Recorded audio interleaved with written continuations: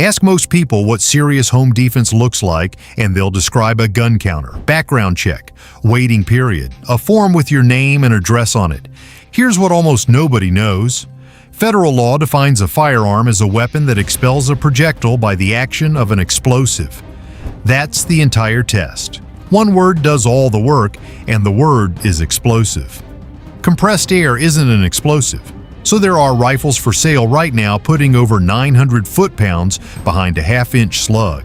And federally, they are not guns. No dealer, no 4473, no federal paperwork of any kind. That's not a loophole somebody found. The law was written around a mechanism, not a capability, and nobody went back and updated it when the mechanism caught up. These aren't novelties, and they aren't backyard toys. Some of them are built for game animals heavier than the man who'd be kicking in your door. So stay with me through the whole list, because knowing what number one is doesn't help you much if you don't know whether you're allowed to own it.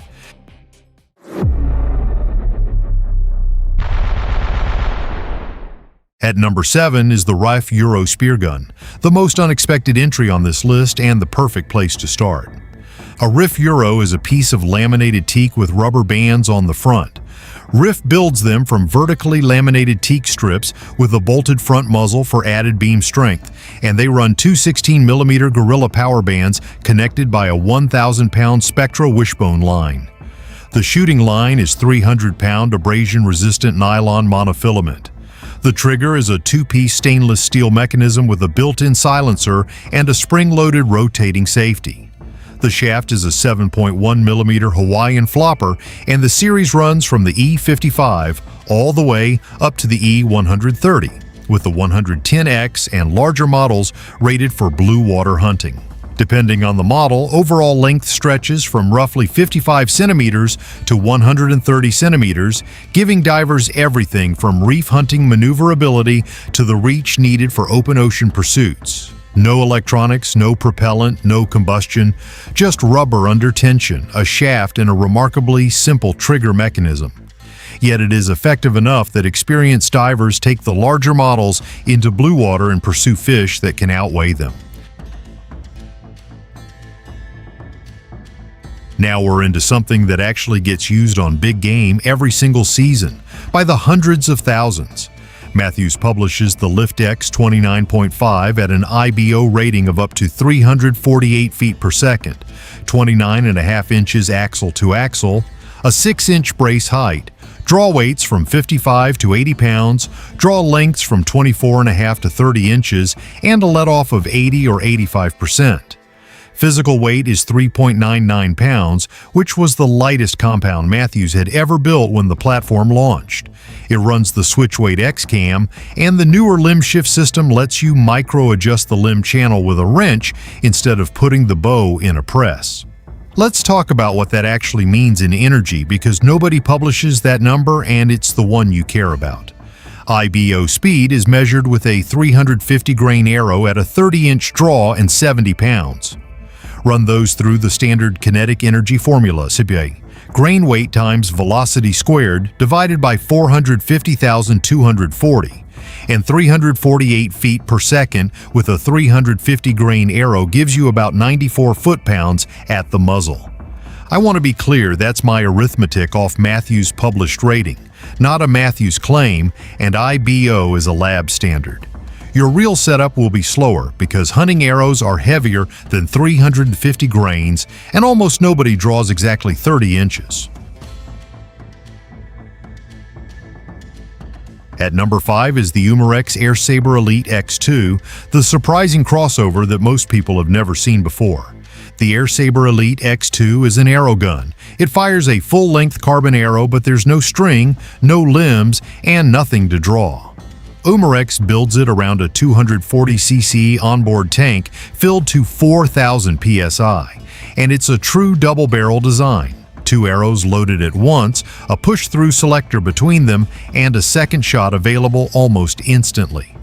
Umarex's own numbers on the Elite X2 are impressive, up to 25 shots per fill, with the first 5 launching above 450 feet per second and generating more than 130 foot-pounds of energy. It uses standard Air Saber arrows and is rated for effective hunting performance at ranges that would surprise most people who assume they're looking at a conventional air gun. Worth flagging a discrepancy here because I found one. A lot of the spec sheets floating around list this gun at 169 foot-pounds. That figure is real, but it belongs to the original Air Saber on Umarex's own product page. The Elite X2 page lists 130 foot-pounds. Same family, different gun, and the higher number gets copied across listings constantly. I'm using the manufacturer's figure for the actual model. It's a lever cocking action with about 8 pounds of cocking effort and a single-stage trigger around 3 pounds.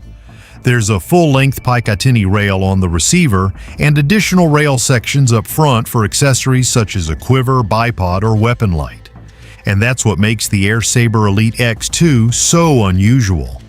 It launches a full-length hunting arrow at rifle-like speeds, delivers a fast follow-up shot from a second barrel, and does it all without a bowstring, a firearm cartridge, or a traditional archery setup anywhere in sight. At number 4 sits the Raven R500, and this is where the numbers start getting ridiculous. Raven publishes the R500 at 500 feet per second with a 400 grain arrow and 222 foot-pounds of kinetic energy. It weighs 8.4 pounds, measures 28 inches long, and delivers one of the most compact profiles in the category. Just 3.6 inches axle to axle when cocked and 7.6 inches uncocked. Draw weight is 300 pounds, but actual draw effort is only 17. That gap is the entire engineering story. 300 pounds of limb force, 17 pounds of human effort, because Raven's VersaDrive system uses an internal screw drive and clutch that moves the trigger assembly along the rail. You can stop cocking halfway, resume where you left off, or safely decock without firing a shot. The hex coil cam system rotates a full 360 degrees, creating an exceptionally long power stroke inside a platform that collapses to less than 4 inches wide. The R500 also uses Raven's frictionless flight system, suspending the arrow above the rail to minimize contact during launch and help preserve speed and consistency. Combined with the fully synchronized cam system, it is one of the reasons the platform maintains its reputation for extreme accuracy. Raven rates the effective and ethical range at 100 yards. Field and Stream tested one independently and measured the trigger at just under 2 pounds, with 60-yard groups averaging 1 1/8 inches off a field pod. That's rifle-level precision from a crossbow launching an arrow at 500 feet per second. Here's where we cross out of archery entirely and into something that behaves like a firearm in every way, except the legal one. The Dragon Claw 2 is a half-inch bore, bolt-action, pre-charged pneumatic rifle from Air Venturi. Dual 500 cubic centimeter reservoirs, 3,000 pounds per square inch fill, rifled barrel. Air Venturi rates it at up to 340 foot-pounds of muzzle energy. They gained over 100 foot-pounds moving from the original to the Mark II. What makes it different from everything else in the big bore world is that it eats 3 completely different things: lead slugs, round balls, and 430 grain air bolts. Full-length arrows fired down a rifled barrel, which Air Venturi clocks at over 600 feet per second. Now the part where I earn your trust. Airgun Depot chronographed one, and their numbers came in under the advertised ceiling. 336 grain slugs average 545 feet per second across 10 shots, working out to an average of 221.66 foot-pounds. The 430 grain air bolts topped out around 495 feet per second for a bit over 234 foot-pounds. They got about 10 usable shots at 50 yards on high power with slugs and roughly 7 with the air bolts. So the manufacturer's ceiling is 340 and an independent chronograph found 222. That's not a scandal. Advertised figures are best case with optimal ammunition on a full fill. But if you buy this expecting 340 foot-pounds on every shot, you're going to be disappointed, and nobody selling it is going to tell you that. It's 3,000 psi rather than 4, which makes it noticeably easier to fill by hand than the higher pressure guns. It's also loud, and it's a bolt gun, so follow-up shots are deliberate. Federally, it isn't a firearm. In New Jersey, it absolutely is, and the same goes for anywhere with a non-powder gun statute on the books. At number 2 sits the Air Force Texan SS.457. Everything about this one is built around a problem the rest of the category ignores. These guns are deafening. The Texan SS is Air Force's answer. It runs the TX2 valve and a 500cc aluminum cylinder at 3,625 psi max fill, and Air Force rates it at up to 400 foot-pounds and velocities reaching 930 feet per second in .457. Overall length is 43.5 inches with a 24 3/4 inch shrouded Lothar Walther barrel wrapped in Air Force's sound lock system. Airgun Depot metered a standard Texan at 118 decibels and a Texan SS at 110. 8 decibels doesn't read like much on paper, but decibels are logarithmic. That's roughly a 6-fold reduction in sound intensity. Their write-up puts it plainly. The SS still isn't backyard friendly, but you can shoot it without hearing protection. Every Texan is CNC machined in Fort Worth, Texas, on German Lothar Walther barrels. That combination is why the platform has the reputation it does. Air Force claims about 1.5 inches at 100 yards is achievable with practice, which is remarkable for a subsonic half-inch projectile. 400 foot-pounds is more than a .44 Magnum carries at the muzzle in a lot of loadings, and the ATF doesn't care, because there's no explosive anywhere in the system. At number 1 is the Air Force Texan .510. The rifle Air Force calls the world's most powerful production air rifle and the closest thing to the upper limit of modern airgun performance. Their published figures are staggering. .510 caliber projectiles at velocities exceeding 1,000 feet per second and generating more than 800 foot-pounds of muzzle energy. The platform is built around a large removable high-pressure air reservoir, uses a single-shot action, and is designed from the ground up for maximum power, rather than high shot counts or rapid follow-up fire.